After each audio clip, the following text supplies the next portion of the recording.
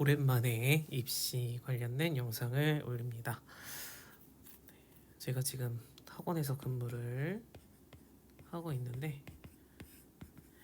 이제 고3 친구 중에 숙명 여자대학교 지금 정시 파이터가 되기로 해서 수시는 논술로 도전을 몇 개 학교를 써보려고 생각을 하고 있어서 그 중에 한 학교가 숙명여자대학교여서 지금 저랑 같이 숙대 논술을 공부를 하고 있습니다.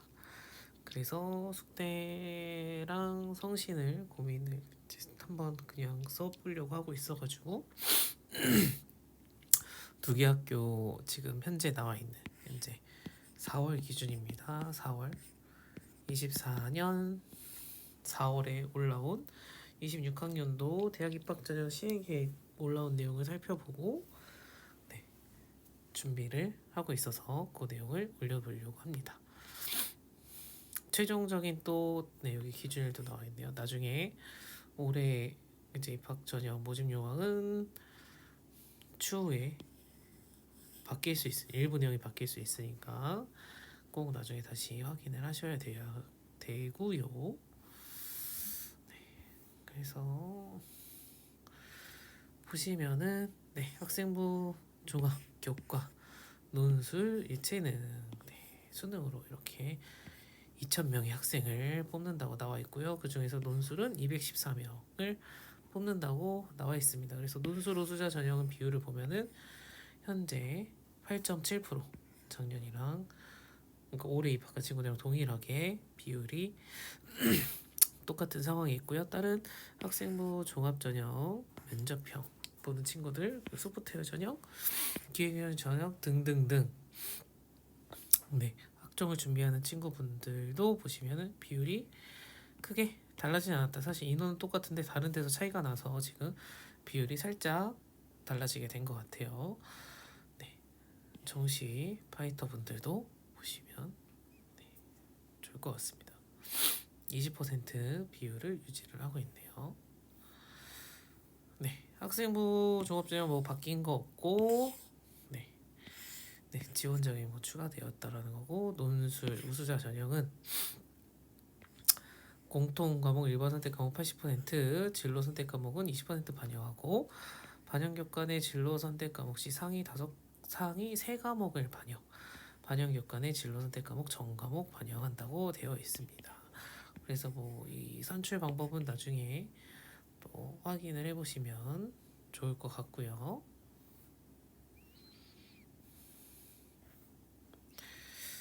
그 다음에 논술 우수자 전형 같은 경우에 학생부 교과 10% 그리고 논술 90%고 최저 학력 기준이 있습니다. 그 다음에 면접 학종은 최저 학력 기준이 없고요. 소프트웨어도 최저 학력 기준이 없네요. 성적이 60, 면접이 40. 그러니까 비율로 보면 면접이 40%니까 1차 합격한 이후에는 면접을 굉장히 잘 준비하셔야 되겠구나 라는 것도 우리가 확인을 해볼 수 있겠습니다. 그리고 숙대 논술 같은 경우에는 논술 점수 반영 비율이 굉장히 높기 때문에 내신 성적도 필요하겠지만 실제적인 논술고사 성적이 얼마나 중요한지를 알 수 있겠다라는 거고요.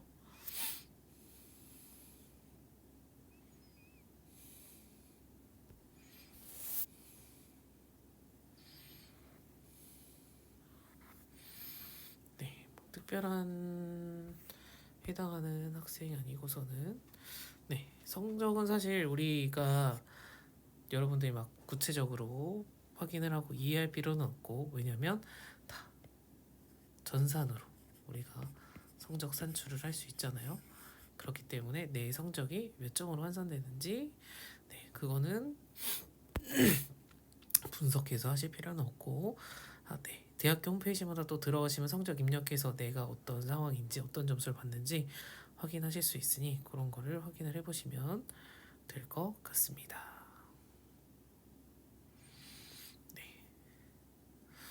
그 다음에 아까 그 학종의 면접 소프트웨어 전형은 그 최저가 없었는데 지역 균형은 있고요. 약학부. 그다음에 논술 우수자 전형도 있는데 두 개의 영역 등급 합이 5 이내여야 되겠다. 탐구를 한 과목만 반영을 해준다. 네, 탐구를 잘하는 친구들 같은 경우 굉장히 유리하겠죠. 그 다음에 두 개야 보니까 영어 성적을 계속 잘 받고 있는 친구들이라면 영어를 끌고 가면, 그리고 숙제 정도 쓰면은 5를 못 맞춰서 떨어지는 경우는 없지 않을까 생각을 합니다. 그죠? 그 다음에 예체능 친구들은 제가 잘 안 하니까 그렇고요. 네, 이렇게 보면은 지금 기본적으로 간략하게 그 안내되어서 나와 있는 거는 이렇게가 끝나 있네요. 네, 그래서 최저학력 기준까지도 고려를 해서 지금 이제 여러분들 겨울방학이 끝나가고 3월을 이제 맞이하잖아요. 지금 수능 특강은 다 사서 공부를 하고 계시는지 모르겠는데 2학년 성적이 다 끝났습니다. 그러면 우리는 3학년 1학기 제외하고 사실상 내신 성적이 다 산출되어서 나와 있기 때문에, 그리고 내가 2년 동안 학교에서 친구들하고 성적 경쟁을 해봤잖아요. 성적을 내봤잖아요. 그러면 내가 상대평가로 몇 등급까지 올라갈 수 있겠는가. 네, 3학년 때는 또 나랑 지금 비슷한 등급의 친구들, 그 외의 친구들은 계속 똑같이 노력을 하겠죠. 그럼 나는 그 친구들보다 더 많은 노력으로 성적을 얼마나 극복할 수 있는가, 이런 부분을 현실적으로 판단을 해서 네, 사실은 그 1월, 2월 달에 방향성을 정하고 준비를 하고 공부를 하고 있었어야 되지 않을까라고 생각을 합니다. 물론 이제 수시에서 우리가 꼭 상향만 지원을 하는 게 아니니까 적정이라든지 하향 지원을 할 경우에 같은 등급 되면은 내가 생기부 활동을 또 잘 해놔야 되니까 그런 부분 때문에 생기부를 챙겨야 되는 것도 맞고, 근데 나는 상위권 대학을 내 성적보다 더 위의 대학을 가고 싶다. 그러면 내신으로 어렵다면은, 그러니까 내신으로 어렵다 함은 내신으로 상향 지원도 어려울 경우에, 그럼 나는 정시를 고려해야 되니, 그럼 정시 전략에 맞춘 나는 수시 카드 6장을 어떻게 쓸 수 있을까?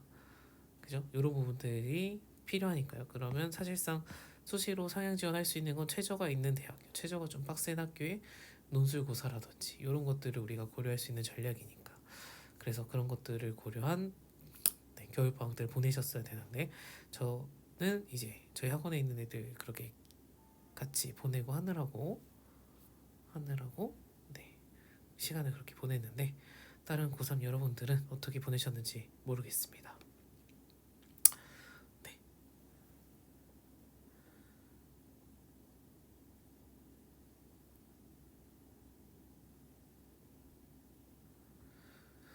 숙명여자대학교 25학년도 이번에 시험은 아니고 이번 연도 보기 전에 나왔던 모의 논술입니다. 모의 논술. 그래서 모의 논술이 보면은 인문계열은 문항으로 보면 두 개의 문항인데, 뭐 지문 같은 경우에는 보시면은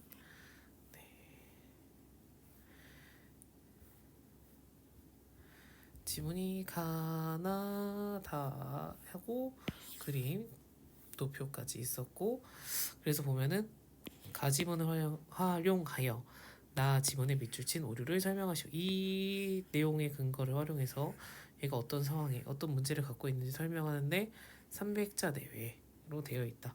그러면 우리가 쓴다면 가 내용이 뭔지 모르지만 가에 지금 나와 있는 개념 정의를 요약해서 서술을 하고 나에 대한 걸 이야기를 해야 되니까, 어떻게 봤을 때는 요약 부분이 많이 필요한 주요 쟁점, 주요 포인트가 되는 문항이지 않을까.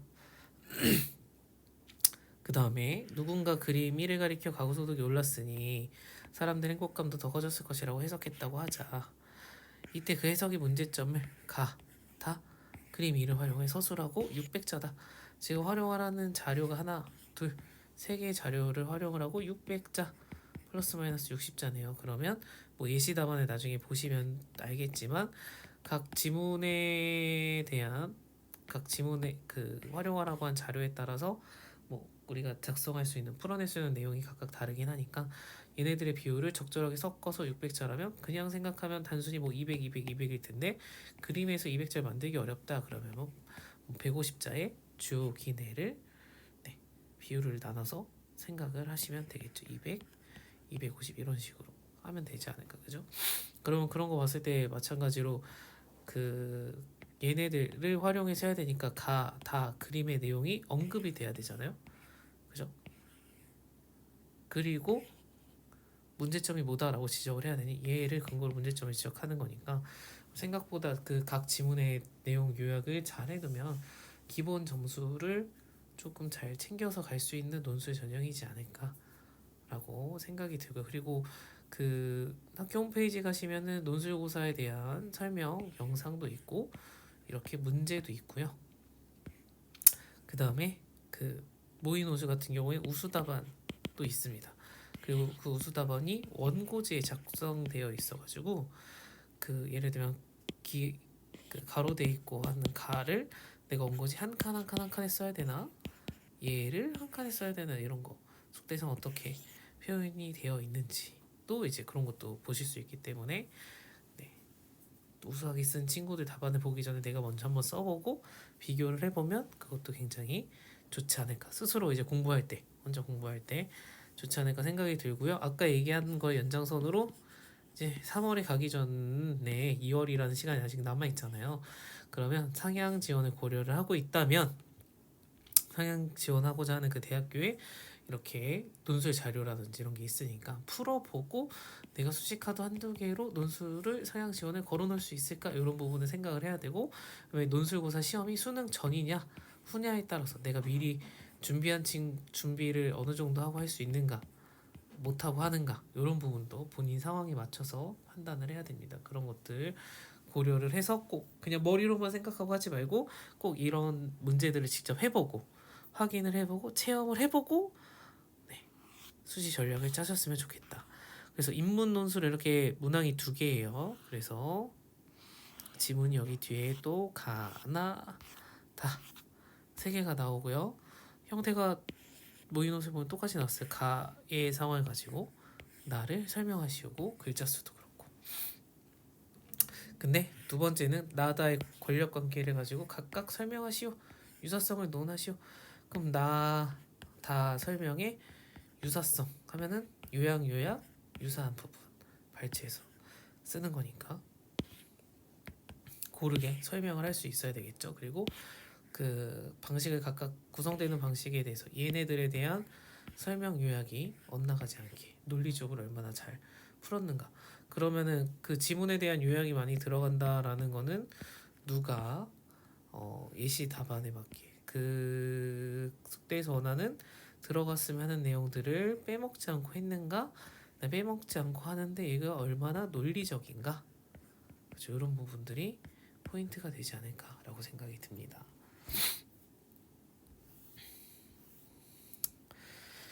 그 다음에 수리논술도 올라와 있습니다. 근데 수리논술은 약대랑 약대 외학과랑 나뉘어져 있으니까 약대를 혹시 고려하는 친구들은 약대 문제를 또 따로 보셔야 문항이 나눠져 있어요. 문항 보시면 되고 수리논술 같은 경우에는 네, 수학을 잘하는 친구들이 당연히 해야 되니까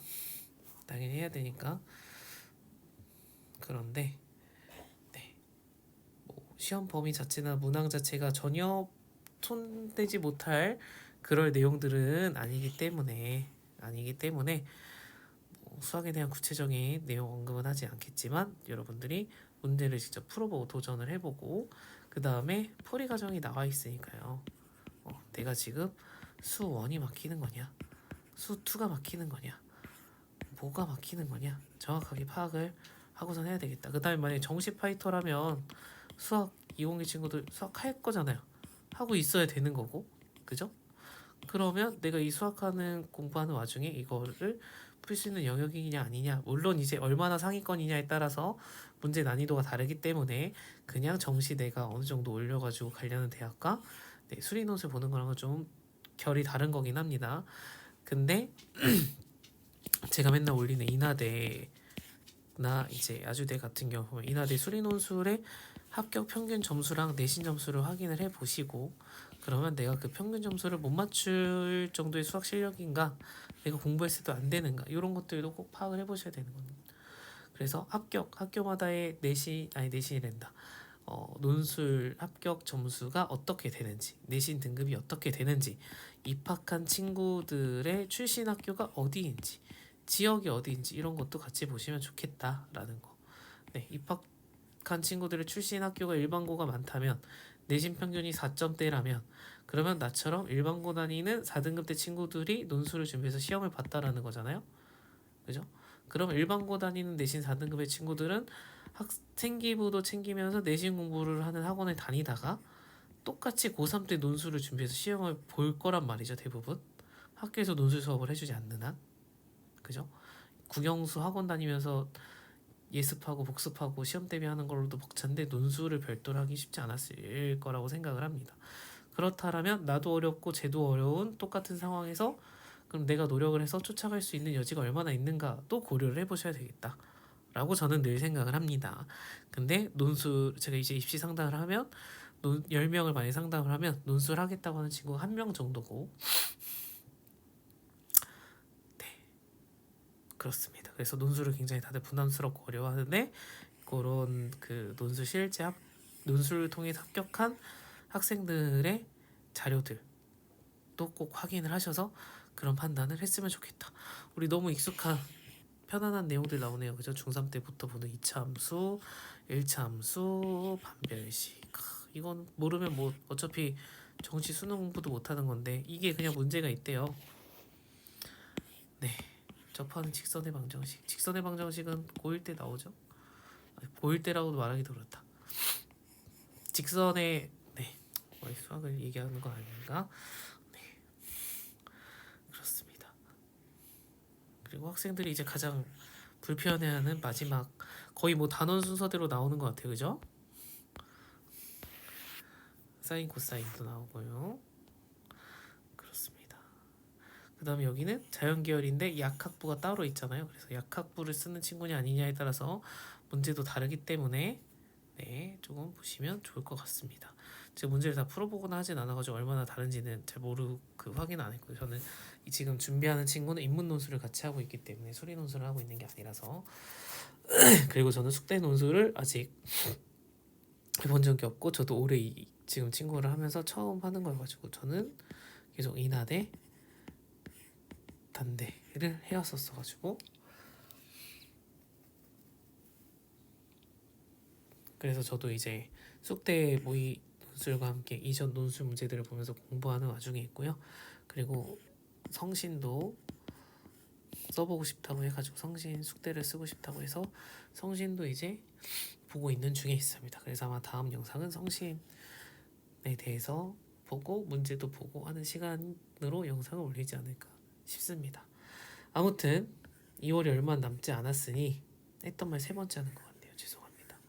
네, 꼭 논술도 고려하고 있다면 아니 수시 전략을 못 세웠다면 내가 가고 싶은 그래도 대학이 있다면 그 대학에서 논술이 있다.